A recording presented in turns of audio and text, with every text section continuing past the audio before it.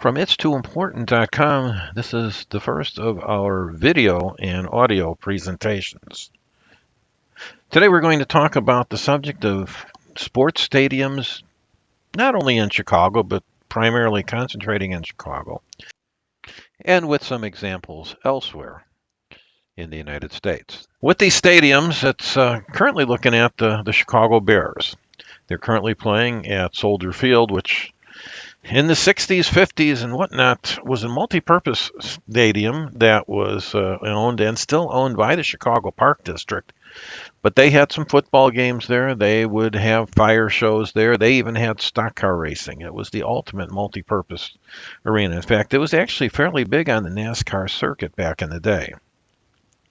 The Bears came in and it became this football only field. And after a couple different renovations, we currently have the current, it looks like a spaceship dropped into the middle of the ancient Greek design to make the Bears Stadium.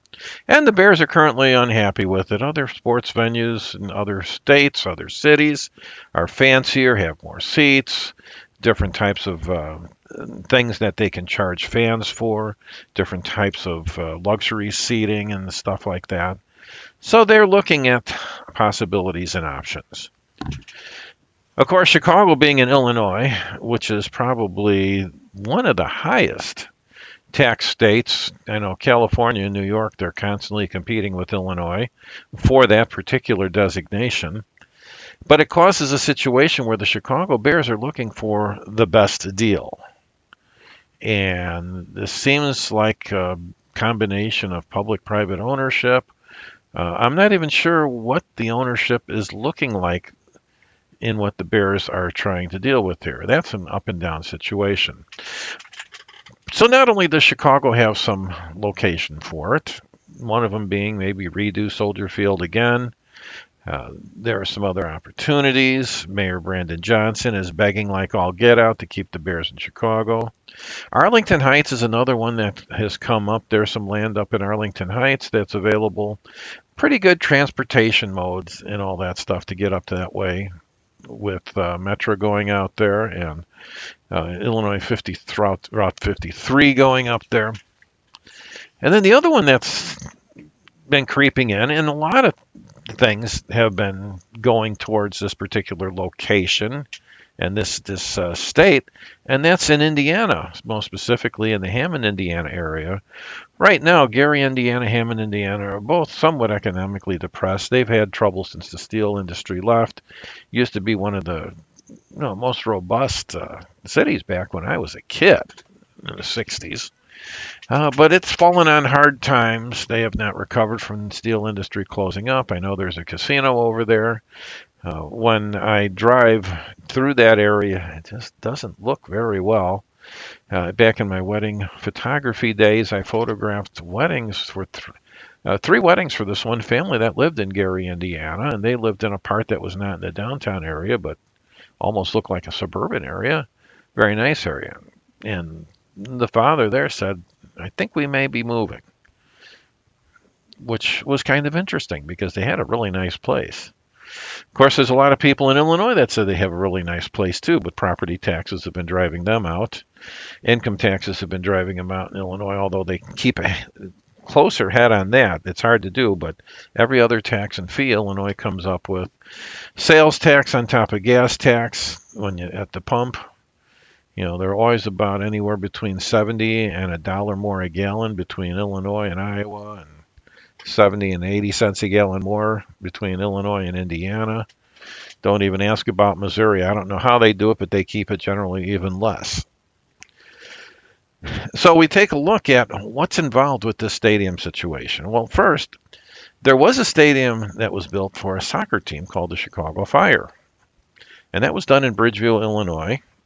And it's been a while since they did that. But if we take a look at the history on that, that was back in around the year 2002 or so that they started that project. And the Chicago Fire, they built a nice, they said soccer-only stadium in Bridgeville, Illinois. While considering Bridgeville, Illinois is across the street from Burbank, Illinois, where I grew up, I can tell you that the transportation out there isn't the greatest. I mean, there is no interstate nearby. You are driving strictly city streets to get there. The Harlem Avenue Bridge, when I was a kid, was rutted with all the traffic on there because the blacktop just kind of moved to the side based on all the weight that was on there. So it was something that the city of Bridgeville was sold a bill of goods on. The town borrowed $100 million to go and pay for the entire stadium. They put the taxpayers directly on the hook for it, and it never turned a profit. And finally, it got to the point where the crowds, which had been averaging around 17, 18,000 over at Soldier Field, they dropped down to around the 10,000 area, complaints included. You try to go there, and if you drink too much, there's no real easy way to get home. Um, the transportation was being one of the biggest issues. And of course, soccer does have a much more limited, um, much more limited audience than some of your other sports do. So it may not be a total fair comparison, but let's just say this right now. There's a soccer stadium. Last I saw, there's a women's team that's playing there, and things seem to be up in the air. The Chicago Fire, they bought their lease out from there, and they're back playing in Soldier Field. So the question is, how does this work with stadiums? The White Sox, they used to have the old Comiskey Park. The old stadiums were built by either the team owners or somebody else and sold to the team owners. Your two oldest baseball stadiums in existence right now are Wrigley Field and Boston Fenway Park. And the ownership of both decided that it was worth keeping the basics of the stadium and where they're at. I don't know a lot about Fenway Park, and I've never been to Boston. One of the few states I have not been to is Massachusetts. But it looks like people are happy enough to get there. I hear the seats are narrow. They're small. It's built for people. Way back in the day. Yeah, they've made modifications, and it looks pretty good. They seem to be happy. The Chicago Cubs. That stadium was not originally built for the Chicago Cubs. The Chicago Cubs played at the old West Side Park, and that was made for another baseball team, which then folded in a competing league that never did take off. And eventually, the Cubs and the Wrigley family decided to buy it, and became Wrigley Field. And the Cubs moved there. Ironically, it took until 2016 for the Cubs to win a World Series in Wrigley Field. They always joked about some of the curses that the Chicago Cubs had. But what it really might have been is the curse of Wrigley Field that finally got broken in 2016 because their previous World Championship came at the old West Side Park. The Chicago White Sox, the old Comiskey Park, I was surprised when they said they were going to be building a new stadium right across the street because, from the outside it looked pretty good. However, I remember talking on a radio talk show call with the late Don Vogel, yes, the round mound of sound, both in Minneapolis and Chicago. This was I was living in Minneapolis, and I managed to get the call through on him. And he said what he had heard is that there were some major structural problems with the old Comiskey Park. Every time they tried to add something, they were finding that the building it just didn't want to hold it. So they were forced into some either major reconstruction or just can it and build a new one. So then came along was I call it the new Comiskey Park. There's been different sponsorships over the years. Inc. Stadium, U.S. Cellular Field. I couldn't tell you who it is in charge right now. But the first thing is that the stadium faced a different direction. Okay, that's not that big a deal. I guess the players aren't complaining too much. In 2004, I got a very nice picture of a rainbow over the right field wall at a game. The last time I attended a game there, as a matter of fact. Then they won the World Series in 2005. But then they found out there were some structural problems with the new stadium. Oh, so they had to do some more building with that. And now taking a look at some of the news talking about the Bears wanting to build a new stadium, it seems like the White Sox aren't too thrilled about where they're at still. And they've been in conversations with different people, maybe even moving to Tennessee. The Chicago White Sox are always a team to be moving out of town. Just keep that in mind. The idea of Second City and the Chicago White Sox, yes, indeed, they are Second City. I remember Bill Melton used to say that families went to the White Sox and everybody else went to the Cubs. So right now we have this competition, and it's a money thing. City of Bridgeview, from what I understand, I'm not sure how much they've ever recovered from the investment in that stadium. The soccer team paid them $60 million to get out of the lease. I'm not sure how that would have translated if they'd have still been playing there and still, having an ongoing cash flow. But the thing that it comes down to more recently is let's talk about the money. One of the things that they're talking about, and J.B. Pritzker, governor of Illinois, is pushing for this, and that would be the Bears getting tax breaks for more than $1.5 billion.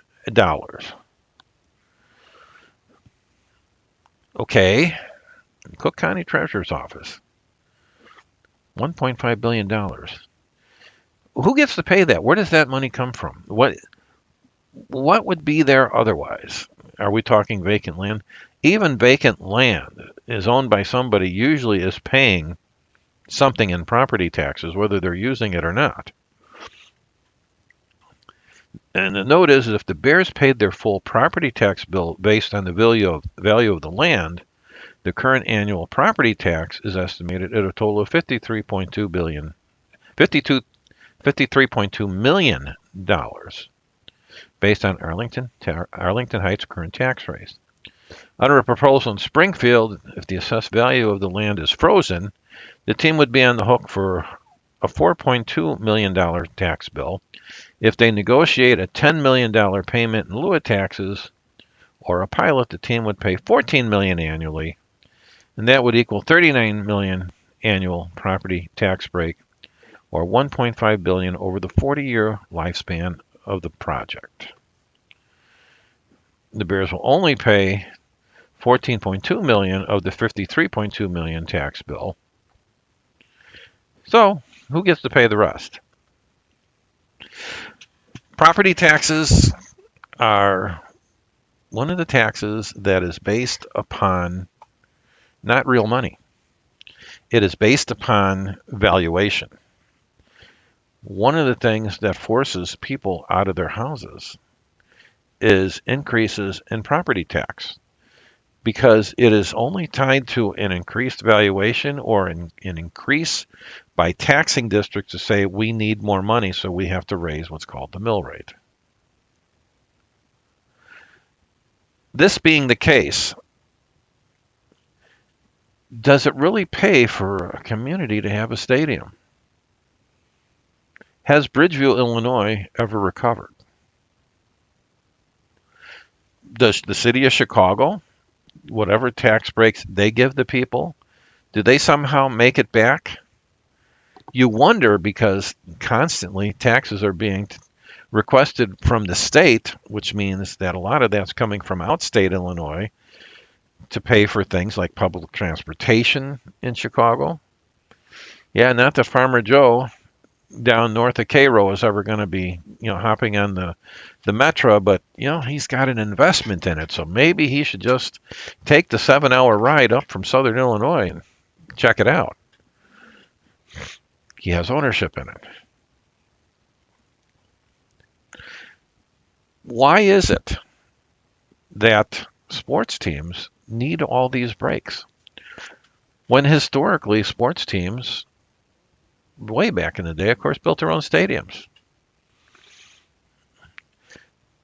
Is it worth it for any municipality to say they are the home to the sports team? Yes, it's nice. I know myself and my Cedar Rapids Colonels, I enjoy going to those games. It's minor league baseball. And somebody put together the funding for that facility, but more than just that team uses that facility. It's also used by high schools and other groups. But who else uses whatever they're calling Comiskey Park these days? Who else plays baseball or anything in Wrigley Field? Do we still have stock car racing or fire shows over in Soldier Field? What's going on over in Bridgeview at whatever they're calling their stadium, originally Toyota Park? I got a feeling they're calling it something else these days. Who sponsors that? Last news article that I see sponsoring what was Toyota Park. That's a good question. We don't know. Oh, okay. Yeah, Toyota Park's record. I don't know what they're calling it nowadays. Does it really matter? Okay, Summit Commercial Building? I don't know. There is just a lot of things here. I want people to realize this. Can government do everything? Should government do everything? Is it realistic for government to do anything? If the sports teams feel that they need a kick-butt stadium, then build it. I mean, Major League Baseball, it's what, 160 plus games, give or take. If the community wants to help you, fine, but don't extort them. Don't tell the guy that's making an income of maybe $35,000 a year that his property taxes are going to go up so much, he has to sell the house and move someplace else and probably rent instead of owning his little paradise. Now, granted, you could probably go and say, okay, yeah, no, I no longer have two bathrooms in my house. I'll just take the toilet out like J.B. Pritzker did in the mansion that he bought next door to his current mansion. Lower the property taxes that way. Does this make any sense? I'm a fan of baseball. I am a fan of hockey. I am a fan of the WNBA. I'm trying to reacquaint myself with the NBA, although those guys play a game that I never could play. But the question is, do I want to pay for their stadiums? Should there be some reasonable taxation? If we're going to be using property taxes as a guide for how much something should be worth and how much they should be taxed, are not stadiums, while they are big, fancy, expensive things, aren't they right up there with farmland where they have a limited purpose? So instead of those taxes being like $53 million, I mean, right now, City of Arlington Heights, how much money are you collecting on that land? And what are you doing with it? And are you seeing this as a potential windfall? Go ask the City of Bridgeville, Illinois, what kind of windfall they had. They thought it would be a good idea to have that team there. It didn't work out. I'm going to conclude this episode by saying things need to be investigated. We need to get politicians out of these things. Government can't do everything. Yeah, it'd be nice to have a nice stadium to go to, but for goodness sakes, if it really is something that's going to help a professional sports team, make it. If they don't want to play in what's already there, then they should have the ability to go and make their own. I agree. But let's not be ridiculous in the valuations. Let's not be ridiculous in the taxations. And let's put it to where it's accessible for people and people want to be. One suggestion that was made to me is the old Ford Heights area, south of Chicago, and just inside Illinois-Indiana border off US 30. I see a lot of vacant retail over there that might be big enough for a stadium or two. If they build it, will they come? Thank you for listening. This is It's tooimportant.com's audio version for today. We're talking about sports stadiums, taxation, and the Chicago Bears, the Chicago Fire, and even the White Sox and Cubs got involved in this. The Blackhawks paying their own stadium. I don't know who owns that, but I'll get back to you on that one. For now, Scott Denny speaking for It's Too Important.com.